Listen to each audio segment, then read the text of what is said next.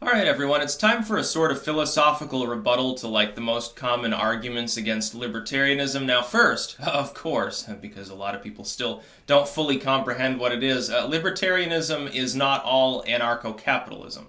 First and foremost, people must understand that there are two basic kinds of libertarians. My kind of libertarian wants a more limited government. Now that falls somewhere between monarchism and classical liberalism, somewhere on that general short spectrum, between just a more limited government constitutionally constrained than we have now. Like basically imagine the early United States if it had had additional constitutional constraints. That's sort of the upper end of it, classically liberal. And then the monarchist side is even smaller than that. I fall somewhere closer to monarchism. I want the state as small as it can get while being still feasible. Anarcho-capitalism is a separate group, and what happened is that the small government libertarians and the no government libertarians basically have a non-aggression pact, so to speak, between them for the most part, and just use the overarching term libertarian to denote people that want a smaller government than we have today, a more accountable, more constrained one. So that's number one. I don't believe in anarchism. That's a straw man that's commonly used. Number two, and this gets into the meat and bones of the general things I see said against libertarianism. One common theme is that they'll say, well, if libertarianism were adopted, of any variant, especially the ANCAP variant, who would build the roads, people would kill each other, people would rape each other, all of these various things. I'm asking you this. Can you name me an example of a strong central government that has managed to, in a utopian sense, actually manage to permanently eliminate these things? See, we've got a very large government, for example, in the United States. It's not a free market. It doesn't engage in free trade. You can say free trade deal. You can say we're a capitalist country. Bullshit.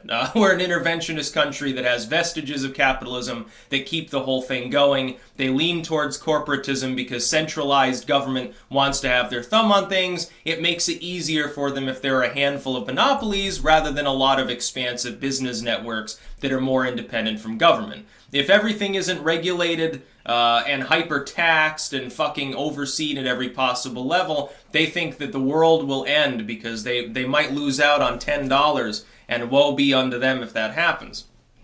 But here's the thing. Look at the United States. Are our roads really great, or are they filled with potholes? In fact, if you look at places in the United States, municipalities and states, where the government is more absent, everything's better. For instance, you look at Texas. Look at Texas, for example. I lived there for a while. I've certainly been through it. The roads there are pristine. Now here, you have a hot climate. You have a hot climate that practically fucking melts the tar on a hot day with extreme amounts of actual traffic on these roads. Yet the roads are pretty much immaculate in a state that has no state income tax, very little regulatory burden, basically tries to take a hands-off approach to as much as possible. Meanwhile, I look at Vermont, a state here, relatively less road traffic, much lower population, other than during tourist seasons. For a few weeks out of the year, okay, people come to ski or people go to look at the leaves change color because they're bored. Understood. Otherwise, though, high-tax state, a lot of government bureaucracy, heavy-handed centralization at Montpelier, as well as in the localities. And yet they can't fucking keep a road paved if their life depended on it. And don't say it's like, well, it's climate-related. No. There are definitely places in warmer climates that have the same problem. And yeah, I go to Texas and everything's perfect. Like the sidewalk, no cracks in the sidewalk, everything's fucking perfect. It's like this fucking model society that New Englanders had maybe 100 years ago when they were fucking obsessed with cleanliness or whatever. Back when they still had Masonic gentlemen's clubs who'd go out and sweep the streets and weird shit like that. Must have been a weird time back in the Victorian era or the Roaring 20s, by the way. It looks weird too. I have pictures from that era and it's like, yeah, I'd like to visit it for a day. It looks pretty bitchin', honestly. But you look at these things. How is it the fault of limited government if the same problems spawn inevitably when you don't have limited government? You have a limitless government bureaucracy and that bureaucracy can't pave over a pothole. Or you think about war. You're like, if you had too limited a government, we couldn't protect ourselves effectively. Do you feel safe right now?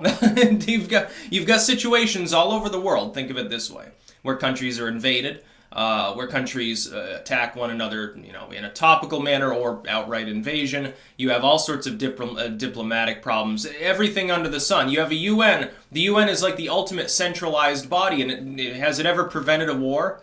Or does it cause problems by strangulating normal diplomacy between nation states? The more centralization you get, the worse the problem gets. What I think is this. Ultimately, people will tend to self-organize and solve problems. I believe in a state to administer a military, to administer courts. Courts are very important because then you can, prosecute crimes that are actually legit, where there's a victim. No, I don't believe in vigilante justice and privatized courts and all that bullshit. I think that they would spontaneously become perhaps even more corrupt. I happen to take up the line that in a fully privatized system, basically you end up with a system where people who simply had more wealth when you implemented the system will ride roughshod over the system. They will inevitably create an oligarchy, which will be semi-privatized, but not really.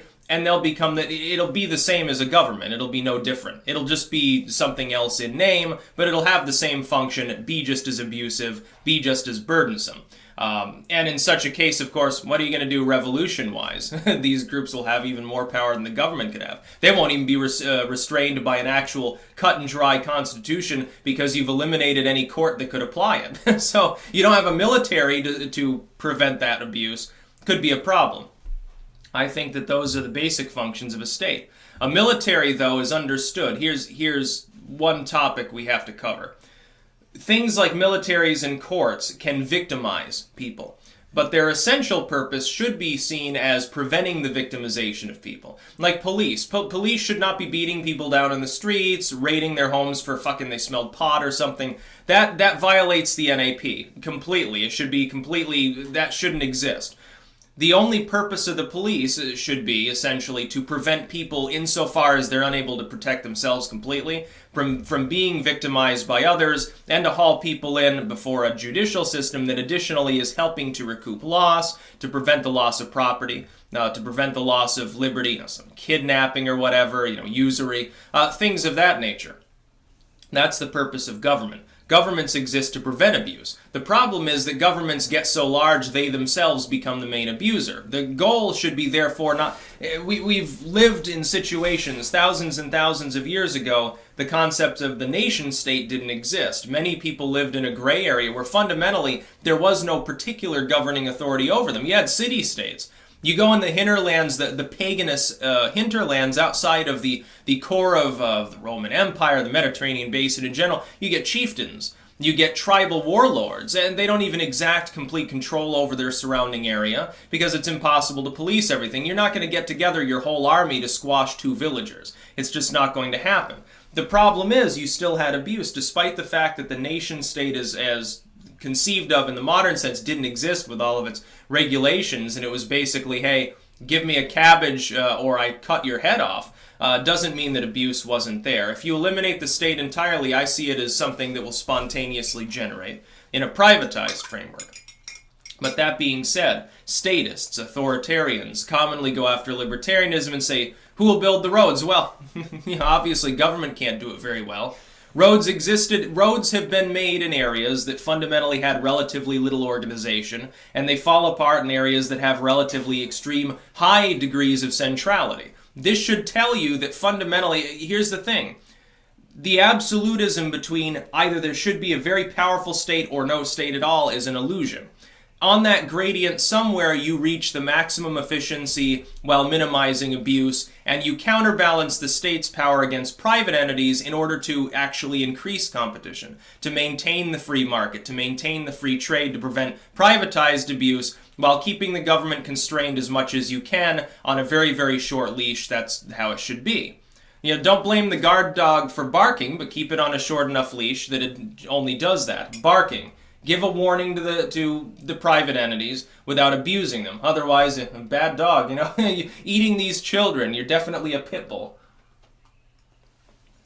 I like violent pit bull memes. I happen to mostly side with people who think that pit bulls have been bred for particular purposes that tend to be malevolent in nature. Yes, I know your pit bull is very sweet and would never harm a fly. I'm sure that Skittles over there would never actually, eat someone's child, but okay. But yeah, Libertarianism at its core is simply, hey, stop victimizing me. How can we prevent victimization as much as possible? And also, and this is the other reason I'm not an ANCAP, I'm not a utopian. I don't pretend that there will never be abuse, but we must use our minds. We must use reason and logic to figure out how to prevent it when possible without actually unbalancing the entire system. What people have done is successively we took a classically liberal progenitor U.S. government and expanded it over time little by little in response to perceived problems. We never, though, quite got around to putting the genie back in the bottle and saying, okay, the problem is over, this part of the government no longer needs to exist. Or this part of the government is growing too quickly, we need to constrain it. Or that part of the government is no longer efficient enough, we need to get rid of it for some, like we use the EPA that doesn't clean up anything. It justifies its own ever-expanding budget by specifically ignoring environmental problems. The Department of Education, it makes problems in education that it can then pretend that it'll eventually solve so that it can keep growing. This is the way bureaucracy works. It's like a cancer. That's about all. Peace out.